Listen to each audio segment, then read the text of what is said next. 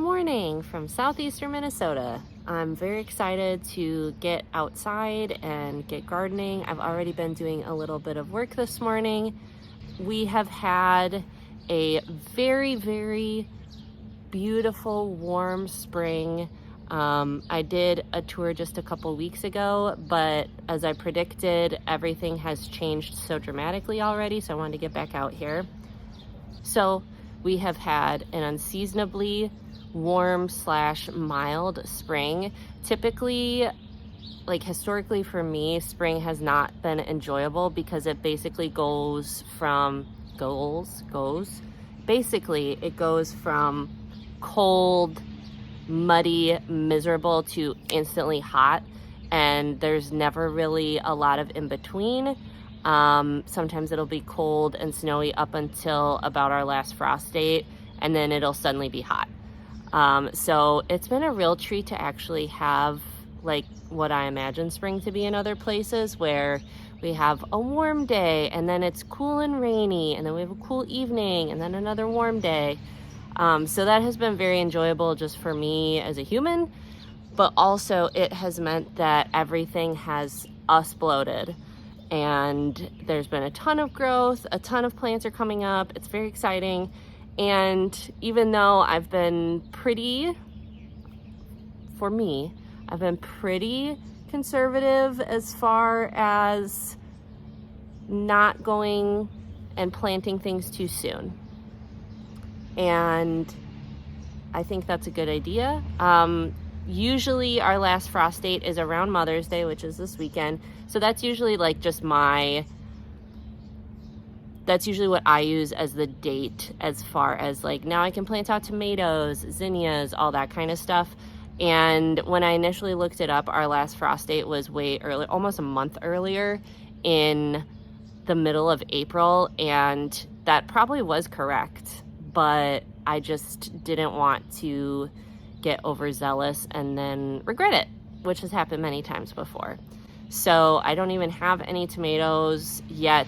I decided to forego starting those from seeds this year because I am a mediocre seed starter at best. I just don't have the attention, I either overwater them or I completely ignore them. And I've just I started some things from seed, which I might show you, but there's just other things, like I only need a couple tomato plants. I don't need to go through all that. I want to do a walk around the garden, and because it's Mother's Day weekend, I want to specifically look at plants that I have because of the mothers in my life, my mom, my grandma's, and a lot of them are divisions from my mom's garden. So everything you see here, none of it would be possible without the guidance and generosity of my mother. She helped me when we first bought this house and my first garden here. I didn't really know what I was doing or where to start, and she would come up and visit, and every time she visited, she would bring divisions from her garden. We are women who are not good at sitting still, don't like to be alone with our thoughts. So when we hang out, a lot of activity. And so pretty much every time she comes up, if the weather is nice, we do a project. We built these light stands. She has helped me dig up and get rid of a lot of grass. She helped me dismantle a chicken coop last fall, which was disgusting, and she did it anyway. She has helped me pick up plants. We have gone and bought trees together. My mom is in every inch of this garden. So in celebration of Mother's Day weekend, I want to specifically look at things that are here either directly because of her or plants that I got that made me think of her. Yeah, I feel very connected to her when I'm out here. It's an activity we do together. It's something we talk about a lot. Sir. And I just really think that I would like to spotlight her influence for Mother's Day weekend. We'll start back here because this is without a doubt the area of the garden that is most heavily influenced by my mom. All through my childhood and up until now, Mom has been a rabid hosta fan, and it's one of those plants that as a kid I was like, why do you like these so much? They're just green plants. And as you can see, I have changed my tune about that. So almost all of these are divisions from my mom's garden. Some of them are gifts from her. A very few of them I bought myself. But I think that this garden would not be the same without my mom's influence and guidance. And you will have to tell her yourself that she has great taste, because I don't think she would believe me. So this is looking beautiful. I love the Sweet William, aka money plant, aka lunaria. That's a biennial. I started last year. I moved this dwarf mugo pine from the front yard back here. And so my goal is that we have this shady area, Hosta Glen sort of situation, and gradually we're going to transition over here to sort of a Japanese influenced garden style. So evergreens, hostas, calming, serene area, except for these bitches. They are not calming. Let's see what else. Oh, most of my irises are divisions from Mom. Again, all these hostas. This garden brought to you by Mom. And a lot of times plants are what Mom gives me for my birthday, because my birthday's in July, so we'll go plant shopping, and the red bud there is last year's birthday gift. Thanks, Mom. Let's see. Pollinator Island is looking amazing. Look how crazy this catmint is. It has been growing since like March, which is just wild. And it's so fluffy. I feel like I almost need to prune it already. I mean, it hasn't bloomed, but it's already getting just like spreading like crazy. Ooh. Yeah. This is the false blue indigo, baptisia, and again, some divisions from my mom. And those are plants that initially she took from the yard of a neighbor of my grandma who passed away 10-15 years ago. Ooh, look, the seed heads are forming. Focus. Ah, there we go. Maybe it's too small. Anyway, that looks so pretty.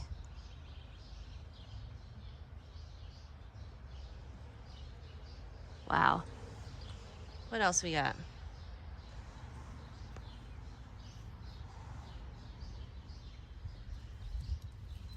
I was thinking about hostas and now I don't even know where I am. Okay, the hydrangeas are fluffing out nicely. I still need to divide this ornamental onion. I have some friends I said I would share it with. Look at this though. I'm gonna go back to last May. It did not look like this.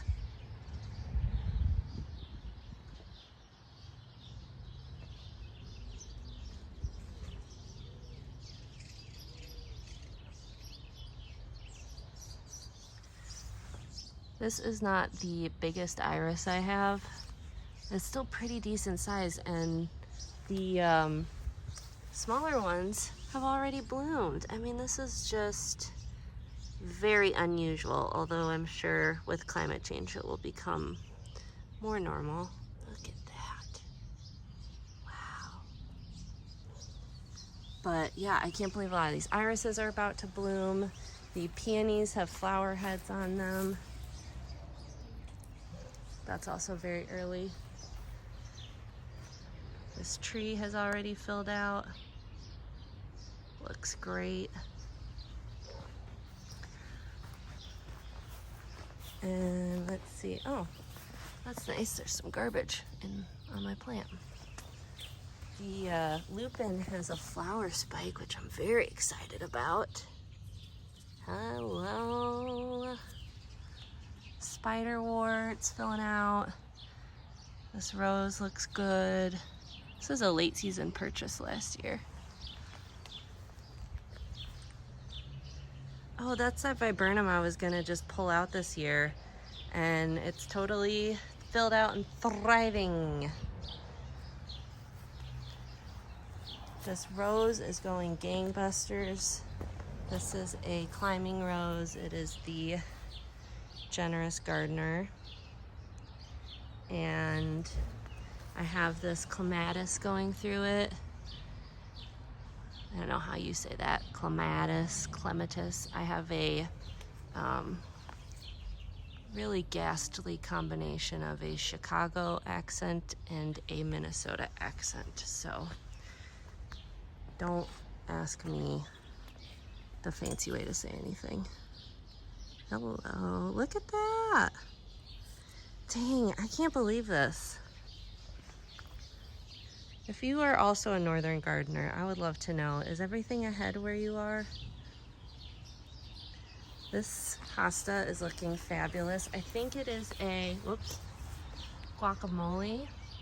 Another division from my mom. This has been here for a few years now. Oh my gosh, depth perception.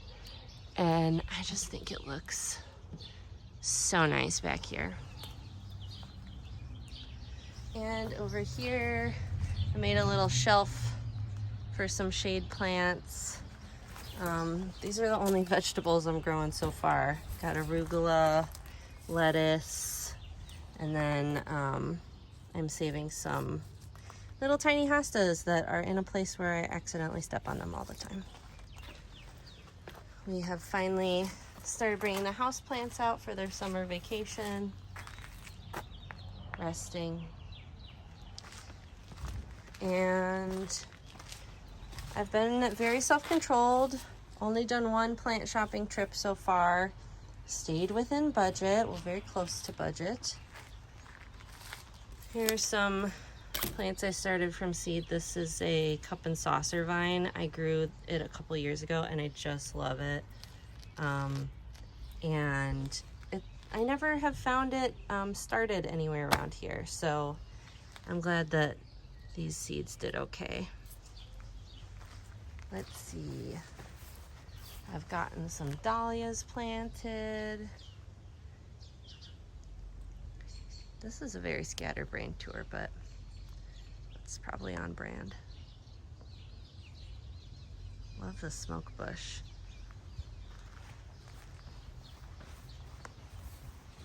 How about this guy? This is the black lace elderberry that I had out front last year.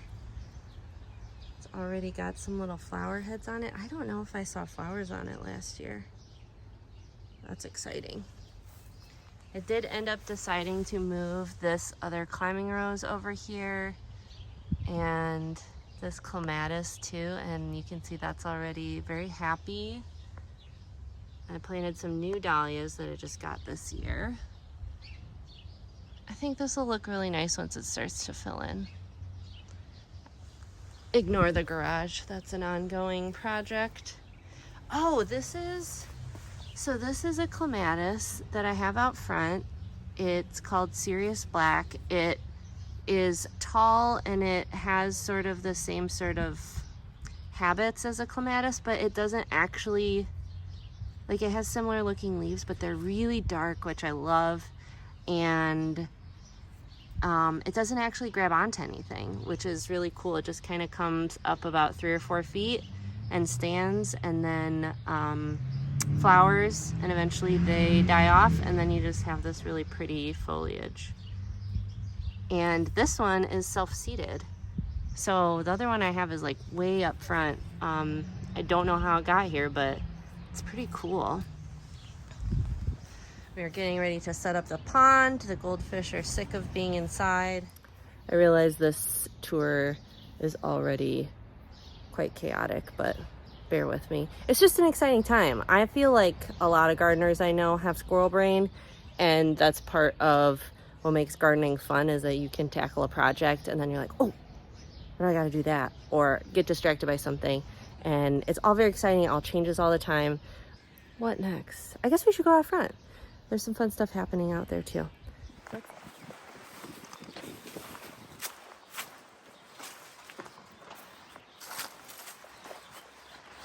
This rhubarb is looking great. I should probably harvest some. Again, very early.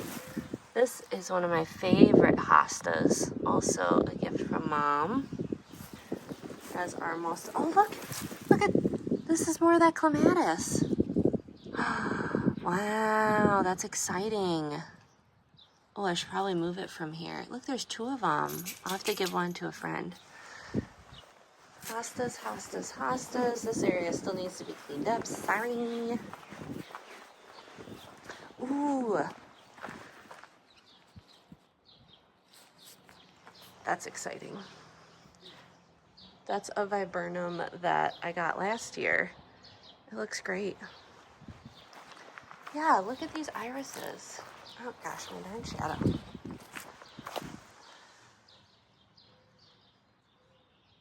That is just, I can't get over it.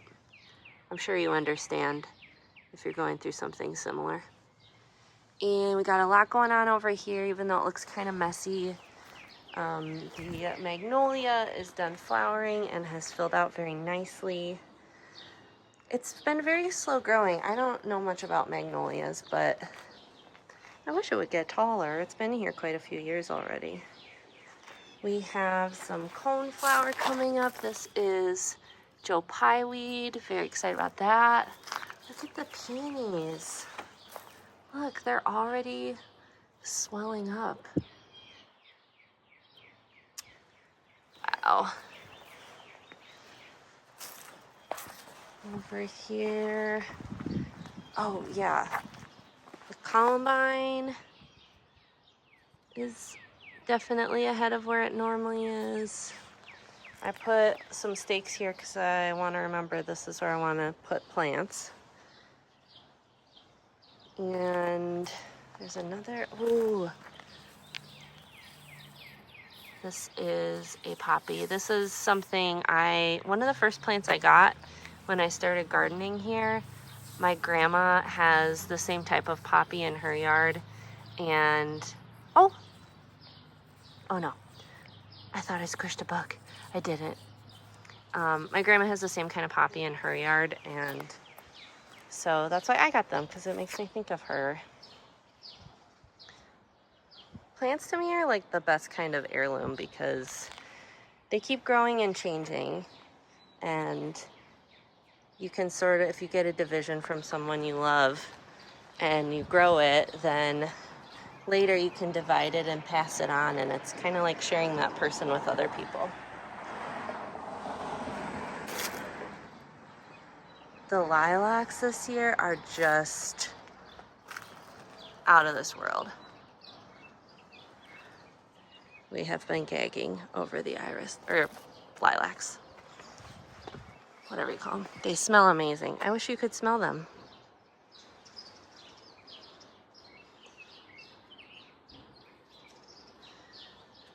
And over here we have the winter sowings growing on. I still need, once this is done blooming, I'm gonna move it. I did add some grasses over here.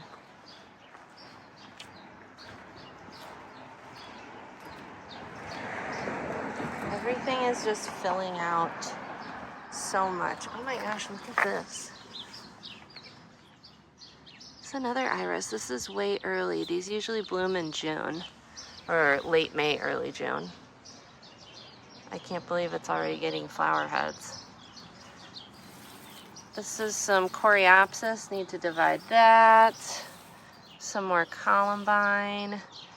This is just, I'm obviously very speechless because things are just so much further along than they normally are this time of year. One thing I did recently that I'm very happy about is I got these cute little Victorian looking fences, and I just put a corner here and one over there. Our house is a style called folk Victorian, which just means of the Victorian era, but built by working class people, so not as fancy. So I thought some Victorian looking fencing would be nice.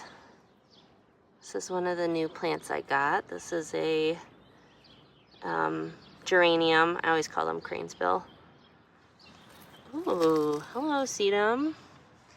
So my idea is that bit by bit I will get more fence panels to go along the front here.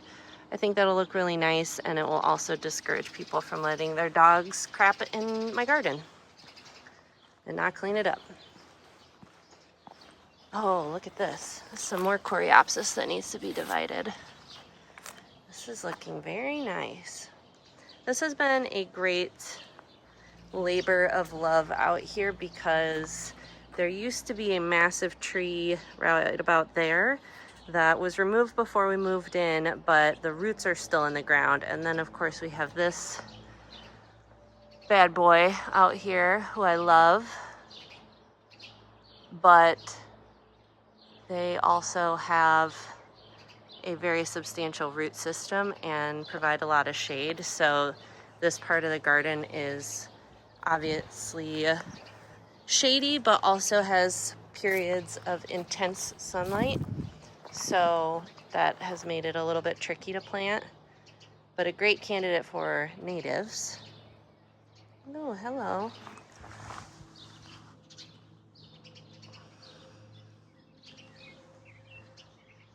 This penstemon is Husker Red. This is another one that my mom brought me and I had no idea what it was years ago, and now it's one of my favorites. And then this area is where there was grass just last summer, and it was a project Mom and I undertook and squashed the rest of the grass, so now there's no grass in the front yard, which I love. There's no hose out here, so that makes it hard to water. And also I didn't want to drag the lawnmower out here. Here's that other clematis. Isn't that beautiful? So dramatic. I think it looks so nice with these other purple colors. How about you? Wow.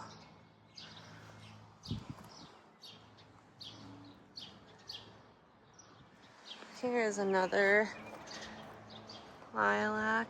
I started wanting lilacs because my dad's mom, who passed away many years ago, had massive lilacs, a whole row of them outside her house, the house where my dad grew up. So all the lilacs are in honor of her.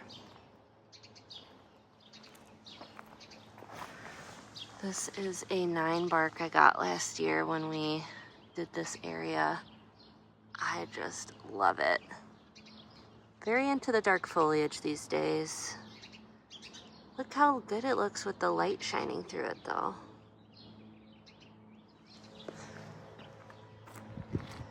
One of the things I want to work on this year is there are some very nice hostas. Let's see, this variegated kind that have white around the edges. And in the summer they look so nice, kind of spilling over the sidewalk. So I wanted to divide some of them and spread them out so that pattern is kind of repeated. And then same thing on this side. I divided one, added one here. And yeah, I want more stuff to kind of spill over the sidewalk to give it kind of that romantic feeling. I always sort of think of this front garden as a cottage prairie garden, if you can have such a thing. And then obviously there are touches of many hostas because that's Mom's influence. Some alyssum I need to plant, containers I need to plant. Hopefully I'll be able to do that today. The red bud is finishing up. But even though I love the flowers, the leaves are also really lovely. They're just delicate, heart-shaped, and they're all just coming out right now. You can see the flowers still.